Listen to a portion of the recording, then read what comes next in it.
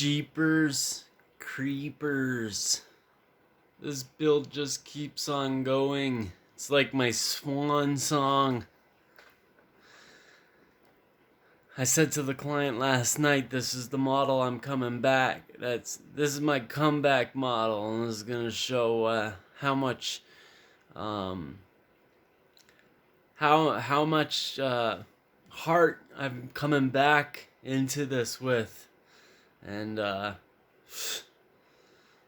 know, I realize in video number 3 I said this could be the last one.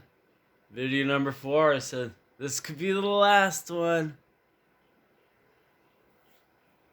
Or maybe this could be video number 4. No, I think this is video number 5. And yeah, actually, we could probably make it. I think we're gonna make it into video 6 now. I'm gonna change my tune. I think we're gonna make it into video 6, and you guys know me. You know, you guys who've been around. You know, before the 3-year hiatus. Oh, where's Ron thing? If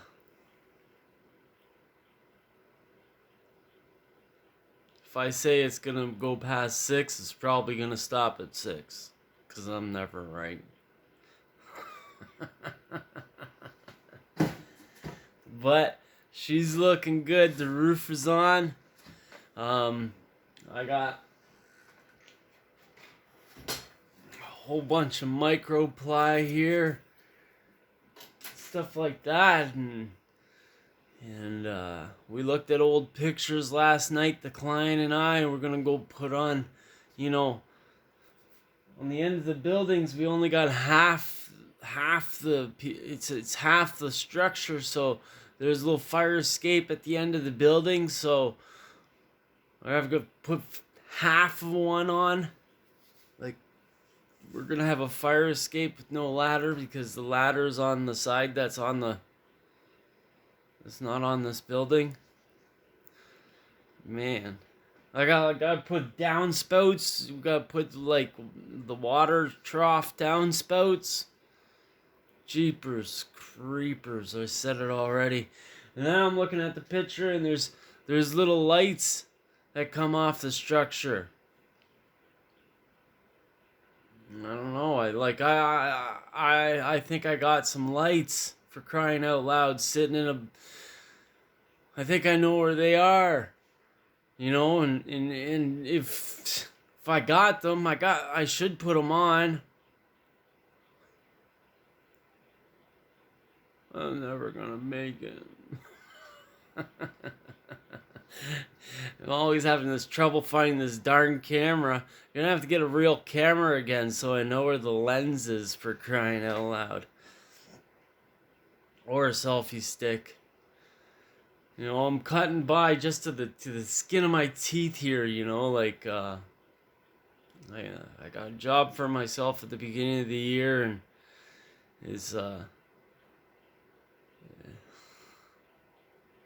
I love the job. It's working with cars for the first time in my life. I get to drive a track mobile for the first time in my life. I get to unload material from rail cars for the first time in my life. It's things that I love, but I make $300 more than my bills.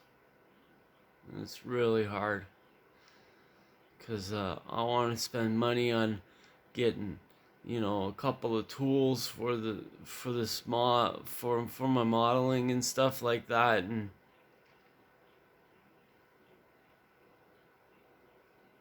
I just can't. That's why I'm pumping the Patreon so much, and I apologize for that. However, if you like these videos, please contribute to Patreon.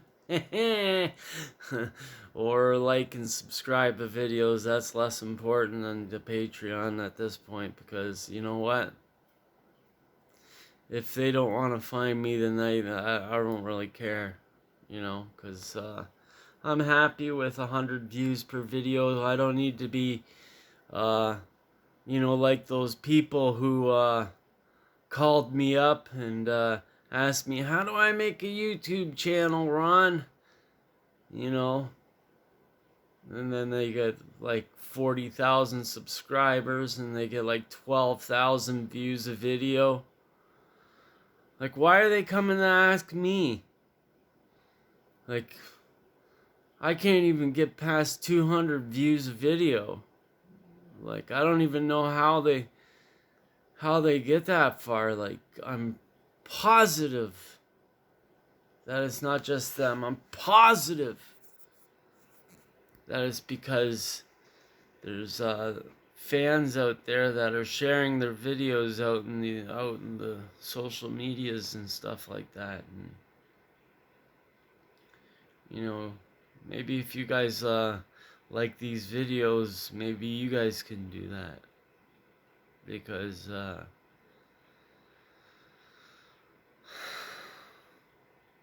it's a grind,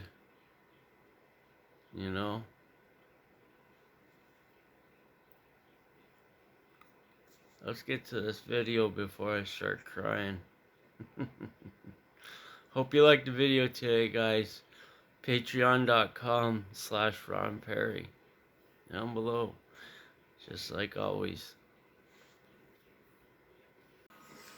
So for those of you who've been following along, you'll notice that I painted the bottom floor of the structure an orangey type of red brick.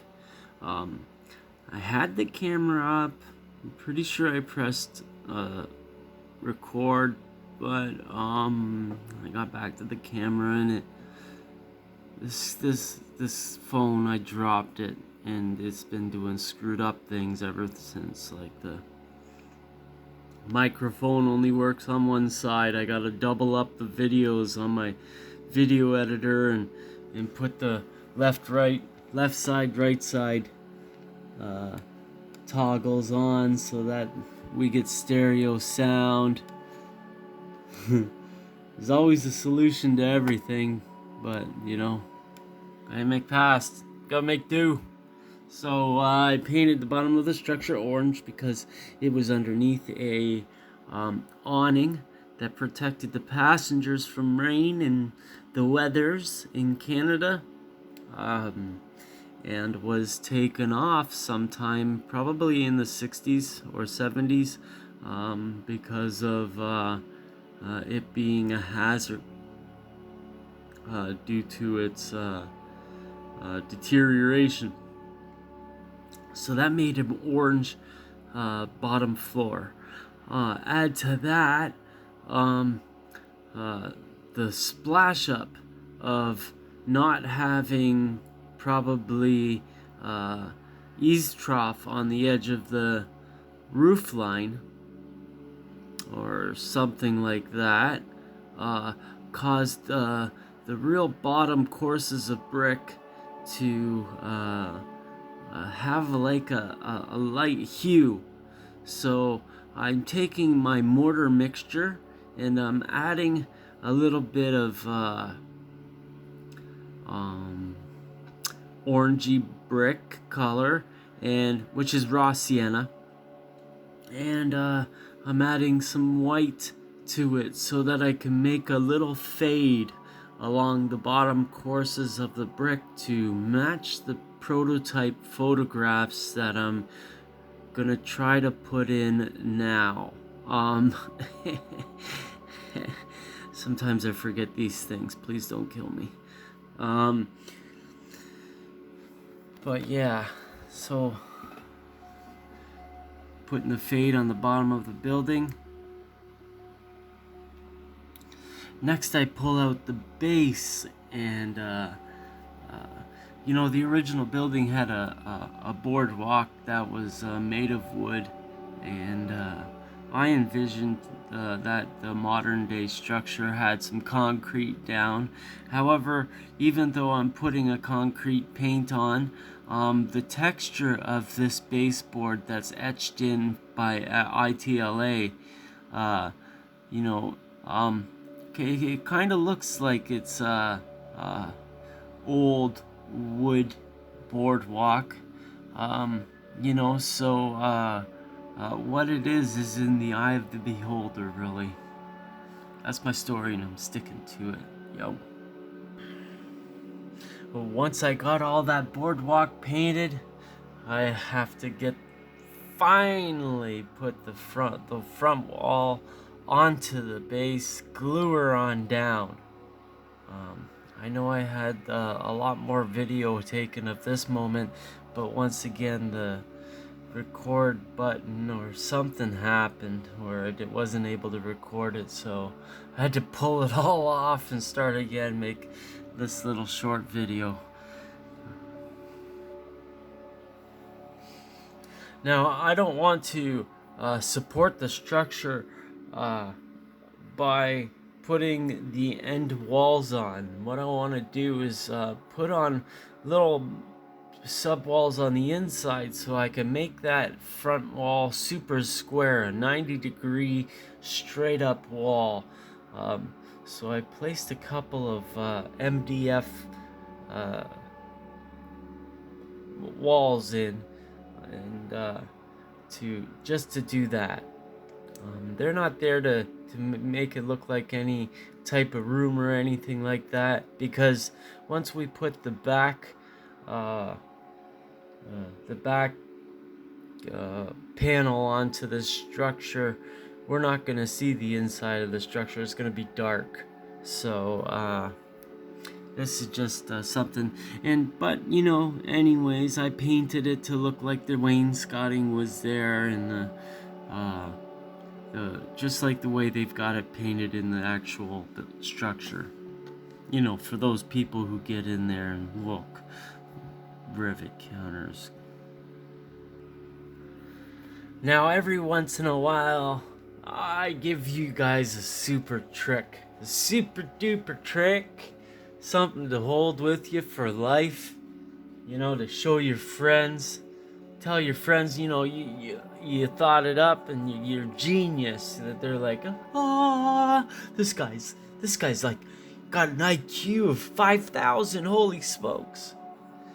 Well, what happened in this real life part of this structure, the IRL of this structure, is that there was that awning that was around the structure to keep the rainwater and the snow off of the passengers waiting for their train. You know, they got their luggage out on the boardwalk, and you know, they don't want to get that crap wet. They got their finest clothes on because they're going to Tirana or something like that. Well, once that roof came off, we had years of tar that was placed along the wall so that water wouldn't run down the brick at the very top of the wall. You know, it's just something roofers do. You know, they want to keep the water from coming in, so they put tar in the business. Because this is something I roofed a few buildings, few houses in my early days, my early 20s. You know, I got into making structures because I built houses. You know, not because I'm a lawyer or anything like that. So what they do, we wouldn't call it tar, we called it bear shit. So, anyways, to recreate the bear shit, I placed some nice Weld-Bond glue down on my paint palette, and then I threw some black paint in there. Well, I started out with brown stuff because it's called bear shit, you know, but it didn't look right, so I put gray in, and the dark gray would have worked. In hindsight, it would have worked because the glue is white, and I forgot all about it.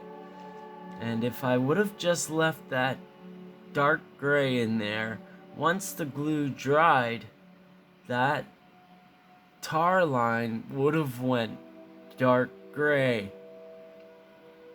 It wouldn't have looked light gray like it looked like on the palette because the glue is white. You know, it was just a visual, it was just it was just making it look like something that I forgot that once it dried clear, it would have went to its normal color of dark gray. Dumb. I'm a little dumb sometimes, it can be dumb. So I threw black in there and, it's not like I screwed it up or anything like that, but it wasn't necessary to do.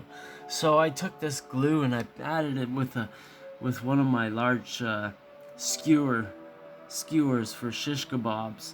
I did this because I was able to dab it on in such a way so that the tar line looked like it was 3D. It was coming out from the wall, and that's exactly when you look at the prototype structure what the tar did. It was put on the wall and it was spread out over the roof, and when they took the plywood off of the wall, it was still coming off of the wall a little bit, like half an inch or maybe even an inch in places. I was trying to recreate that, and I woke up in the morning and man, did I ever have a smile, because I feel like it worked. I don't know what you guys think, but I feel like it worked. Now, after we got that tar line on, I had to start thinking about the roof. How was I gonna add this roof? I was thinking to myself. Well, what I did was I took all the rafters. I remember all these terms from my building days. I took the rafters and I cut them in half and I glued them to the roof in spaces that I thought would be good to support the roof, so that we wouldn't have any dips and hills and valleys and stuff like that. I didn't want it to look all wavy gravy, if you know what I mean. So I glued enough on, probably about every 5 to 6 inches, and used both weld bond and crazy glue. Crazy glue's got a way of it being a very strong adhesive, but if it moves any way and it cracks, it's done, it's gone, it's not gluing anything anymore, it's just a fixture. And the weld bond has a lot of play, so it'll hold.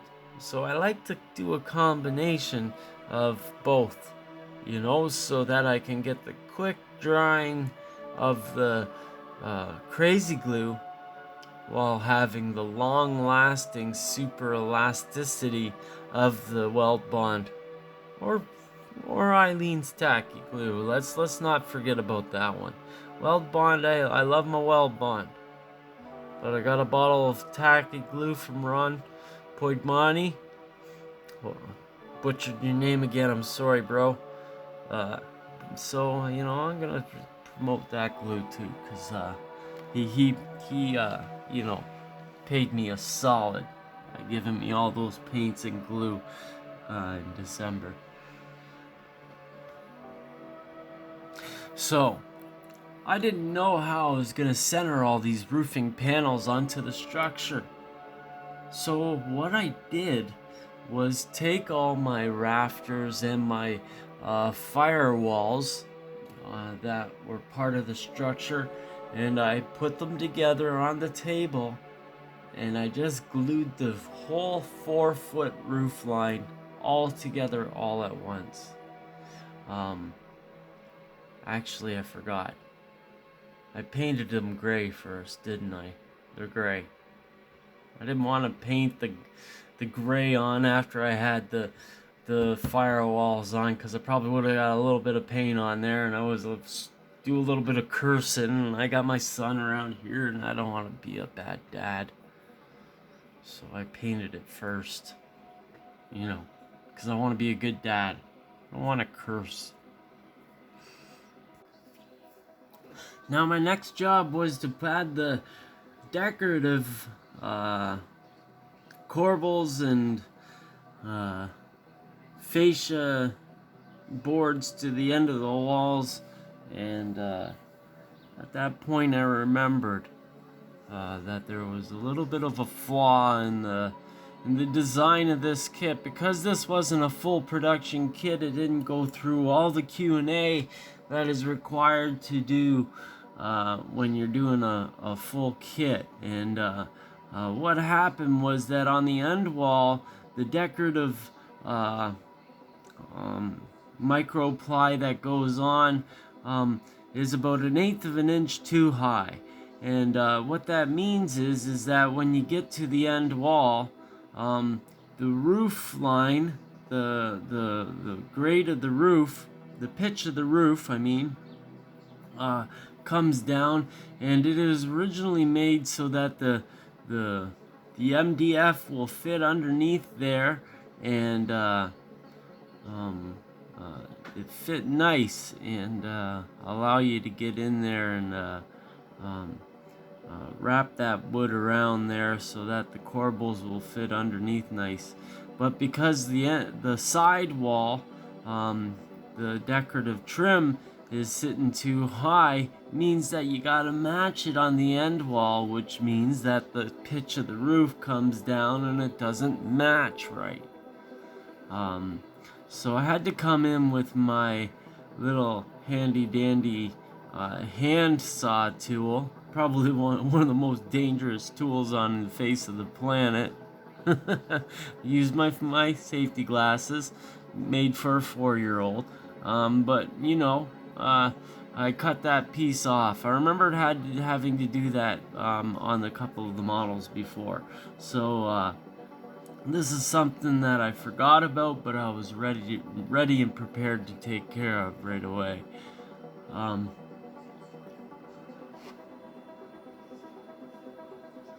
Now, one of the other things that happened is that this is a kit that was given to me by Mark Williams when he got out of the hobby.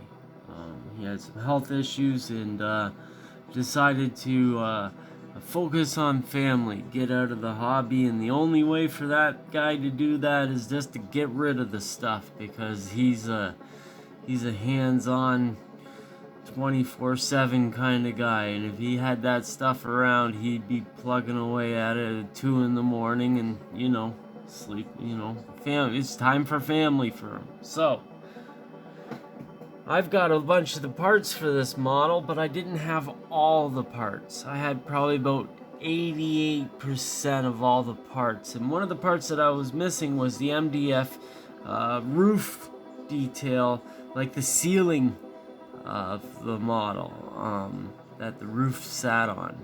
So instead of getting that cut from my buddy Nick, who bought ITLA scale models, great guy, fantastic guy, I just decided to take some pieces of floor panels from another kind of model, I think it's the 1871, and make those into the ceiling panels, because they worked fine, except for the fact that I had to cut in the end walls, just like before with the super dangerous hand tool. Man, I can't remember what it's called. It's on the tip of my tongue. Anyways, so we did that, get that in there, looks nice. I'm gonna fill up the gaps with my gel CA and paint over, so that you'll never notice that it's a pretty shitty cut. Let's be honest, those tools are nice, but they you know, they cut on an angle. You got to come back and get that angle off and get them together and hand fit them together. It's a skill-based job, totally. However, after cutting and sanding those pieces and fitting them together and gluing in the gaps and painting over them and all that jazz, we got her done and put in those little panels all the way across the model. And last step was putting on the roof piece. I don't know if I got that on camera. I'm gonna try to find it. I don't think I have it. I thought I had it. Bugger. Anyways, the way I put that on was glued all my little rafter pieces on, and then held them down in between there because there's little light spaces that come through and they want to be wavy gravy. I used paint bottles, which were about the height of the wall, and put my little floor panels from the 1871 buildings to bridge the gap and put a weight on top, whether that be the pledge bottle, the bottle of sand I got, you know, everything that had some weight, the can of turpentine, everything went down on this model to get her glued down proper. And you know, I think that's gonna close out our video today. So guys, thanks for watching the video. I'm sorry I missed a couple of pieces of the video parts. I know I recorded them, or I tried to record them, but like I said, I dropped this phone and I don't know what's going on with it. I think there's some dirt in behind the glass where it's broken, and it's doing finger marks on me when I'm not even there. You know, phantom finger marks. Like that. It's like screwing up my whole system here. But maybe I'll demonstrate right here what I did to weigh this down. See, because in between, if I pull this over, try not to break it, you can see all the rafters in there, right? Now in between each of these rafters, oops, sorry. Let's get in there, right? In between each of those rafters, there was light in there, because the wall, it was wavy gravy, it would be coming up and you couldn't see that. So what I did, sorry about the camera guys, but just do a little demonstration here, is I took my bottle of glue like this and put her down like this, and you know, like I said, I put down a piece of sand, and I held that down like that, and I had them all the way across this great big model. Holy smokes. And you know, that's how I did that part. You know, at least we got that in there today. Sorry about the little finger mark there, little finger to the side there.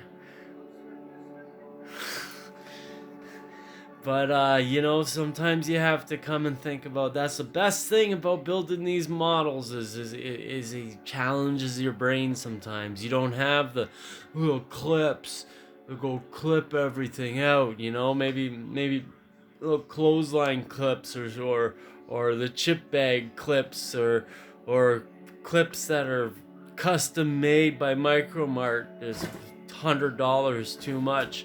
Whatever it is, you know, you get them from the dollar store, whatever.